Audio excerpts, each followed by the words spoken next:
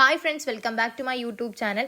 ഇന്ന് ഞാനൊരു ബിരിയാണി ഉണ്ടാക്കാൻ പോക്കാണ്. കുക്കിങ്ങിനെ പറ്റിയിട്ട് എനിക്കൊരു വലിയ വശമൊന്നുമില്ല, എന്നാലൊന്ന് ഉണ്ടാക്കി നോക്കാമെന്ന് വിചാരിച്ച്. അപ്പോൾ നമുക്ക് വീഡിയോയിലോട്ട് കിടക്കാം. ഞാൻ കുറച്ച് ചിക്കൻ എടുത്തിട്ട് വൃത്തിയാക്കി വെച്ചിട്ടുണ്ട്.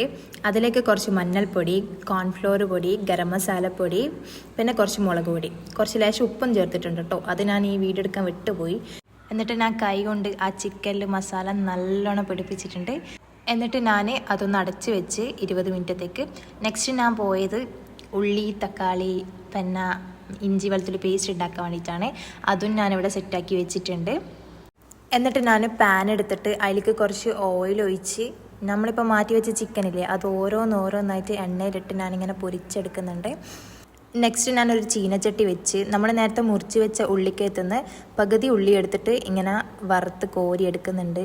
ഉള്ളി ലേശം ഒന്ന് വാടിയാൽ മതി, കൂടുതൽ കരിക്കാൻ വെക്കണ്ട. ഞാൻ ഇപ്പോൾ കോരുന്ന ഒരു കളറിൽ അങ്ങനെ കോരിയാൽ മതി. എന്നിട്ട് ഞാൻ നേരത്തെ ചിക്കൻ പൊരിച്ച് വെച്ച പാത്രം ഒന്നും കൂടി അടുപ്പത്തേക്ക് വെച്ച് അതിനകത്തേക്ക് നേരത്തെ ബാക്കി വെച്ച ഉള്ളിയില്ലേ, അതും കൂടി ഒന്ന് ചേർത്ത് കൊടുത്തതിന് ശേഷം നന്നായിട്ട് വഴറ്റി കൊടുത്ത് അതിൽ നിങ്ങൾക്ക് പാകത്തിന് ഉപ്പ് ചേർത്ത് കൊടുക്കുക. നെക്സ്റ്റ് പെരിഞ്ചീരകം ചേർത്ത് കൊടുത്തതിന് ശേഷം നന്നായിട്ടൊന്ന് ഇളക്കി കൊടുക്കുക.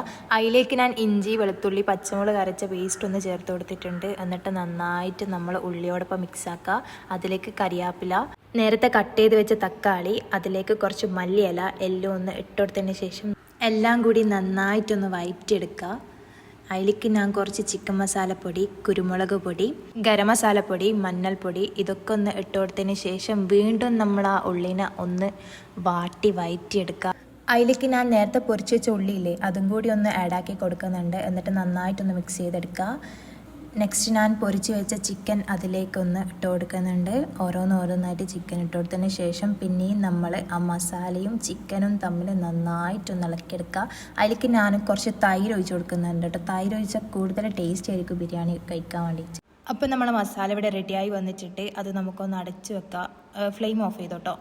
ഇനി ഞാൻ നെയ്ച്ചോറ് ഉണ്ടാക്കാൻ പോക്കാണ്. അതിലേക്ക് ഞാൻ കുക്കർ എടുത്ത് അതിലേക്ക് കുറച്ച് ഓയിൽ ഒഴിച്ചതിന് ശേഷം ഏലക്കായ്, ഗ്രാമ്പൂ, പട്ടൊക്കെ ഇട്ടതിന് ശേഷം കുറച്ച് പെരിഞ്ചീരകം ഇട്ട് കൊടുത്ത് അതിലേക്ക് ഞാൻ കുറച്ച് ഉള്ളിയും കൂടി ആഡാക്കി കൊടുത്ത് ഒന്ന് വഴറ്റിയെടുക്കുന്നുണ്ട്. ഞാനിവിടെ കൈമ ഗോൾഡിൻ്റെ റൈസാണ് ബിരിയാണി വെക്കുന്നത്.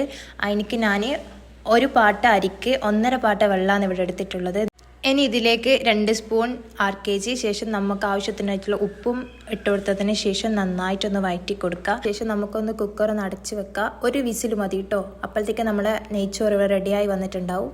ഇനി ഞാൻ ബിരിയാണി ദമ്മിടാൻ പോക്കാണ്. അതിന് ഞാനൊരു പാൻ എടുത്തിട്ടുണ്ട്. അതിലേക്ക് കുറച്ച് RKG ഇട്ട് കൊടുത്തതിന് ശേഷം നെയ്ച്ചോറ് ഇതിലേക്ക് ഇട്ട് കൊടുക്കുക.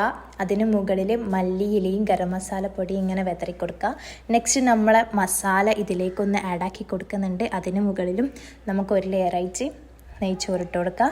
അതിന് മുകളിൽ കുറച്ച് മുഞ്ചിനും ടേസ്റ്റിനും വേണ്ടിയിട്ട് മല്ലിയിലയും ഗരം മസാല പൊടിയും ഒന്നും കൂടി ഇട്ടതിന് ശേഷം നമ്മൾ റോസ് വാട്ടർ ഒഴിച്ച് കൊടുക്കുന്നുണ്ട്. എന്നിട്ട് നമുക്ക് ലോ ഫ്ലെയിമിൽ ഇതൊന്ന് അടച്ച് വെക്കാം. ഒരു 3 മിനിറ്റ് കഴിഞ്ഞ പാട് ഫ്ലെയിം ഓഫ് ആക്കാം. അപ്പം നമ്മളെ ബിരിയാണി ഇവിടെ റെഡിയായി വന്നിട്ടുണ്ട്. ആദ്യമായിട്ട് ബിരിയാണി ആക്കുന്നോണ്ടോന്നോ അറിയില്ല, എല്ലാവർക്കും ഭയങ്കര കൗതുകമായിരുന്നു. അപ്പോഴത്തേക്ക് ഞാൻ ബിരിയാണി ആക്കുമ്പോഴത്തേക്ക് അനിയത്തി ചമ്മന്തി, പിന്നെ തൈര്, സാലഡൊക്കെ റെഡിയാക്കി വെച്ചിട്ടുണ്ട്. പിന്നെ ഇവിടെ എന്താ സംഭവിച്ചെന്ന് ഞാൻ പറയുന്നില്ല. എൻ്റെ ബിരിയാണി കഴിക്കാൻ വേണ്ടിയിട്ട് ഭയങ്കര അടിയായിരുന്നു. നല്ല രസം ഉണ്ടായിരുന്നു കേട്ടോ ബിരിയാണി കഴിക്കാൻ വേണ്ടിയിട്ട്. ആദ്യമായിട്ട് ഉണ്ടാക്കിയ കൗതുകം കൊണ്ടായിരിക്കും എല്ലാവരും തിടുക്കം കാട്ടിയത് ബിരിയാണി കഴിക്കാൻ വേണ്ടിയിട്ട്. എല്ലാവരും ഒന്ന് ബിരിയാണി ഉണ്ടാക്കി നോക്കുക. എനിക്ക് പറ്റൂലെന്ന് വിചാരിച്ചത് ഞാനിപ്പം ഉണ്ടാക്കി എല്ലാവരെ കൊണ്ടും കഴിപ്പിച്ചിട്ടുണ്ട്. നല്ല ടേസ്റ്റ് ഉണ്ടായിരുന്നു.